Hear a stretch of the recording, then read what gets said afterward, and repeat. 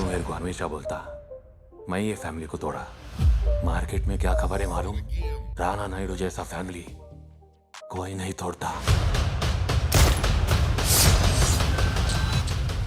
तो 2 साल के लंबे इंतजार के बाद जो है नेटफ्लिक्स इंडिया की तरफ से आने वाला उनका एक कमाल का शो यानी कि राणा नायडू उसका पार्ट नंबर 2 फाइनली नेटफ्लिक्स के ऊपर आज रिलीज कर दिया गया है, जिसके अंदर आपको टोटल 8 एपिसोड्स देखने को मिलते हैं, जिनका रन टाइम जो है अप्रोक्सीमेटली 35 मिनट से लेके 50 मिनट के बीच में रखा गया है। और मैंने इसको अब फाइनली कंप्लीटली वॉच कर लिया है। तो इसके ऊपर मेरे क्या ओपिनियंस है और क्या इतने ज्यादा बोल्ड और इतने ज्यादा कॉन्ट्रोवर्शियल सीजन नंबर 1 के बाद क्या है इसका पार्ट नंबर 2 जो है फैंस के बीच में डिलीवर करेगा नहीं करेगा, आज की इस वीडियो में हम लोग उसके बारे में ही बात करने वाले हैं।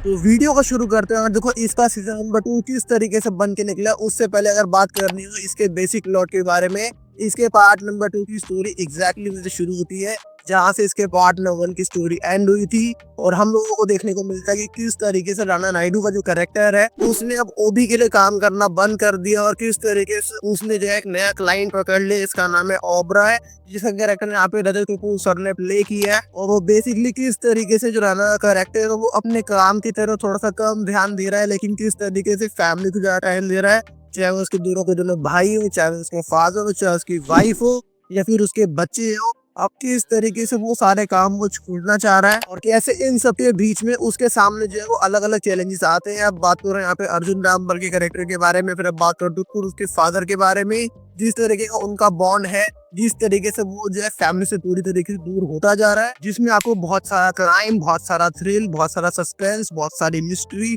बहुत सारी ब्रुटैलिटी आप बोल सकते हो, बहुत सारा अडल्ट कंटेंट, इन सब के साथ किस तरीके से वो डील करने वाला है, इन्हीं सब बातों को जानने के लिए आपको इसके पार्ट नंबर 2 को चेक करना पड़ेगा, जो कि नेटफ्लिक्स के ऊपर ऑलमोस्ट सारी भाषा के अंदर जो है रिलीज किया गया है। और अगर मेरे को आपके सामने इसके पार्ट नंबर 2 का रिव्यू सिर्फ एक लाइन में करना हो, मैं सिर्फ इतना बोलूंगा, ये सेपरेट वाइज जो एक अच्छा शो है, लेकिन अगर आप इसको पार्ट नंबर 1 की एक्सपेक्टेशन के साथ देखने जाओगे आप पूरी तरीके से डिसअपॉइंट होने वाले हो। मतलब पहले पार्ट के अंदर ना आपको एक केओस थोड़ा सा फील हो रहा था कि हाँ यार कमाल के कैरेक्टर्स हैं, कुछ नया आपको देखने को मिल रहा है।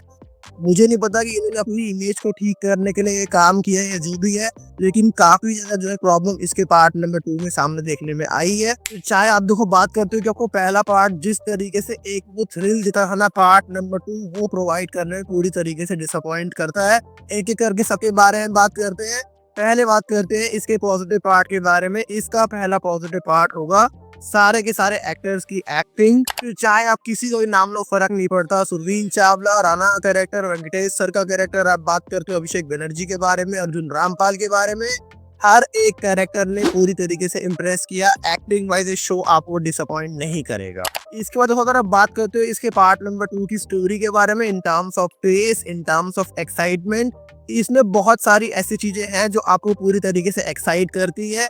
लेकिन अगर आप लोग पहले पार्ट के लाइक उससे जाओगे कि हाँ पहला पार्ट बहुत कमाल का था, सेकंड पार्ट भी वैसा बन के निकलेगा, तो आप डिसअपॉइंट होगे। लेकिन अगर आप इसको सेपरेटली वॉच करते हो कि हाँ एक अच्छा शो है तो इट्स अ गुड शो। अब अगर देखो बात करते हैं इस शो के नेगेटिव पार्ट के बारे में, इस शो का पहला नेगेटिव पार्ट जो मुझे लगा वो है कि इन्होंने जिस तरीके से अपनी इमेज को साफ करने के लिए चीजों को टोन डाउन किया है, वो कहीं से भी इस कंटेंट की जो ओरिजिनलिटी थी ना कि हाँ एक कमाल का आपको थ्रिल फील होगा, आपको एक बोल्डनेस फील होगी, वो आपको पार्ट नंबर 2 में पूरी तरीके से मिसिंग लगती है। इसके बाद आप बात करते हो जिस तरीके से इन लोगों ने मोस्टली सारे के सारे कैरेक्टर्स को डिस्ट्रॉय किया है, मतलब बहुत सारे कैरेक्टर्स जिस तरीके से उनमें को पागलपन था ना, आपको पार्ट नंबर 2 के अंदर फील नहीं होता है। नए कास्ट मेंबर्स के नाम पे अगर हम बात करते हैं कि अर्जुन रामपाल का कैरेक्टर हो या फिर रजत कपूर सर का कैरेक्टर हो, उनको इस तरीके से यूटिलाइज नहीं किया, स्पेशली रजत कपूर सर को उनको इंट्रोड्यूस कराया गया, लेकिन इतना उनको ना स्क्रीन टाइम दिया गया,